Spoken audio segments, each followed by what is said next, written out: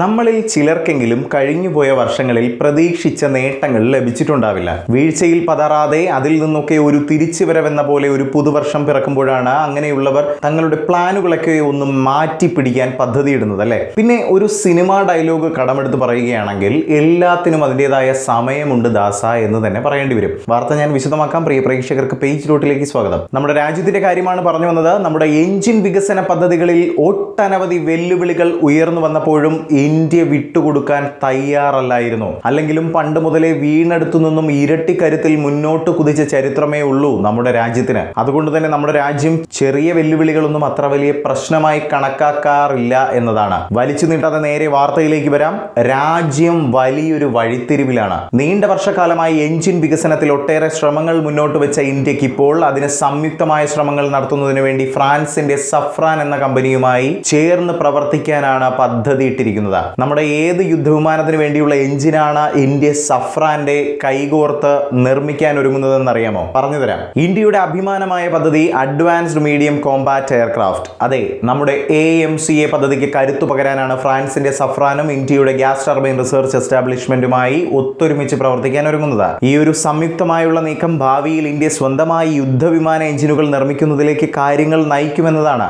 ഇതുപോലുള്ള പദ്ധതികളൊക്കെ വരുമ്പോൾ നമ്മുടെ ക്യാബിനറ്റ് കമ്മിറ്റി ഓൺ സെക്യൂരിറ്റിയുടെ അംഗീകാരം നൽകേണ്ടതുണ്ട് എന്നറിയാമല്ലോ. ആ ഒരു അംഗീകാരത്തിനായി കാത്തിരിക്കുകയാണ് ഇപ്പോൾ ഈ ഒരു പദ്ധതി. Cabinet committee on security CCS ഈ നിർദ്ദേശം ഔപചാരികമായി അംഗീകരിച്ചു കഴിഞ്ഞാൽ ഇന്ത്യ ഇതുവരെ ഏറ്റെടുത്തതിൽ വെച്ച് ഏറ്റവും വലിയ സാങ്കേതികമായ ഒരു പ്രതിരോധ സഹകരണത്തിനാകും തുടക്കം കുറിക്കാൻ പോവുക. ഇനി എത്ര രൂപയാണ് ഈ ഒരു പദ്ധതിക്ക് വേണ്ടി സാമ്പത്തിക ചെലവ് വരുന്നത് പരിശോധിക്കാം. ഇതൊരു പതിവ് ഏറ്റെടുക്കൽ പദ്ധതിയല്ല, മറിച്ച് ഇന്ത്യയുടെ ഒരു ദീർഘകാല ശേഷി വികസിപ്പിക്കുന്ന ഒരു പദ്ധതിയാണ്. അതുകൊണ്ട് തന്നെ 30,000 കോടി രൂപയിൽ കൂടുതലാണ് ഈ പദ്ധതിക്കായി കണക്കാക്കിയിരിക്കുന്ന സാമ്പത്തിക ചെലവ്. ഇത് ലളിതമായി ഒരു അസംബ്ലി പ്രക്രിയയ്ക്ക് പകരം സഹവികസനത്തിലാണ് ശ്രദ്ധ കേന്ദ്രീകരിക്കുന്നത്. ബൗദ്ധിക സ്വത്തവകാശം, അതായത് ഇന്റലക്ച്വൽ പ്രോപ്പർട്ടി റൈറ്റ്സ് അടക്കം കൈമാറ്റം ചെയ്തുകൊണ്ടാണ് ഈ ഒരു പദ്ധതി മുന്നോട്ട് കൊണ്ടുപോവുക. ഞാൻ ഈ പറഞ്ഞ ഇന്റലക്ച്വൽ പ്രോപ്പർട്ടി റൈറ്റ്സ് വളരെയധികം നിർണായകമായ ഒരു കാര്യമാണ്. ഇതിലൂടെ ഇന്ത്യയെ എഞ്ചിൻ ആഭ്യന്തരമായി നിർമ്മിക്കാൻ പിന്തുണയ്ക്കുക മാത്രമല്ല ചെയ്യുന്നത്, മറിച്ച് ഭാവിയിലും യഥാർത്ഥ നിർമ്മാതാവിനെ ആശ്രയിക്കാതെ തന്നെ പല മിഷനുകൾക്കായി ഡിസൈൻ പൊരുത്തപ്പെടുത്താനും വികസിപ്പിക്കാനും ഇന്ത്യയെ പ്രാപ്തമാക്കുമെന്നതാണ്. പണ്ട് മുതലുള്ള കാര്യം പരിശോധിക്കുകയാണെങ്കിൽ ഇന്ത്യൻ വ്യോമസേനയുടെ സിസ്റ്റങ്ങൾ വന്നിരുന്നത് പ്രധാനമായും റഷ്യ, യുണൈറ്റഡ് സ്റ്റേറ്റ്സ്, അതുപോലെ തന്നെ ഫ്രാൻസ് എന്നിവിടങ്ങളിൽ നിന്നുമായിരുന്നു. മറ്റു രാജ്യങ്ങളെ വളരെയധികം ആശ്രയിക്കേണ്ടി വന്നിരുന്നു നമ്മുടെ രാജ്യത്തിന്. അതാണ് ഞാൻ ആദ്യം പറഞ്ഞത്, എത്ര വലിയ വെല്ലുവിളികൾ വന്നാലും നമ്മുടെ രാജ്യം മുന്നോട്ട് കുതിച്ചുകൊണ്ടേയിരിക്കുമെന്നത്. ഇപ്പോൾ പരിഗണനയിലുള്ള പുതിയ എഞ്ചിനെ കുറിച്ച് ഒന്ന് പരിശോധിച്ചു വരാം. പുതിയ എഞ്ചിന് ഏകദേശം 110 മുതൽ 120 കിലോ ന്യൂട്ടൺ ത്രസ്റ്റ് നൽകുമെന്നതാണ് പ്രതീക്ഷിക്കുന്നത്. ഇത് 4.5 തലമുറ, അതുപോലെ തന്നെ 5ാം തലമുറ യുദ്ധവിമാനത്തിലും ഉപയോഗിക്കാമെന്നതാണ് മനസ്സിലാക്കുന്നത്. അതായത് 4.5 ജെന്നും 5th ജെന്നിലും ഇറങ്ങുന്ന യുദ്ധവിമാനങ്ങൾക്കായി നമ്മുടെ ഈ പുതിയ എഞ്ചിൻ ഉപയോഗിക്കാം. ഇത് നമ്മുടെ AMCA ജെറ്റിനും തേജസ് MK2 ജെറ്റുകൾക്കും ഉപയോഗിക്കാൻ സാധിക്കുമെന്നതാണ്.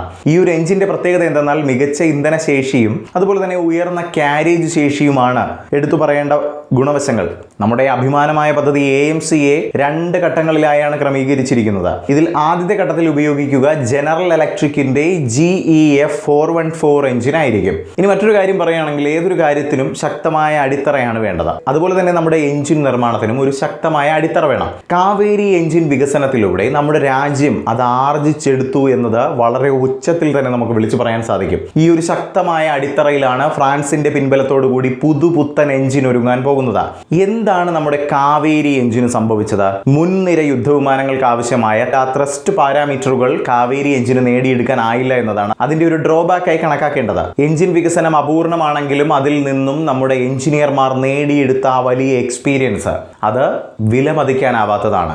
അതാണ് ഈ വരുന്ന പ്രോഗ്രാമിന്റെ വലിയ അടിത്തറയായി കണക്കാക്കേണ്ടതും. എന്തായാലും ഇനി വരാനിരിക്കുന്ന ഈ ഒരു എഞ്ചിൻ നമ്മുടെ AMCA ജെറ്റിൽ മാത്രമായിരിക്കില്ല ഒതുങ്ങുന്നത് കേട്ടോ, മറിച്ച് ഭാവിയിൽ വരാനിരിക്കുന്ന അതിനൂതന ആളിലെ ആകാശവാഹനങ്ങളിലടക്കം ഇനി വരാൻ പോകുന്ന എഞ്ചിൻ സ്ഥാനം പിടിക്കുമെന്നതാണ് നമുക്ക് ലഭിക്കുന്ന സൂചന.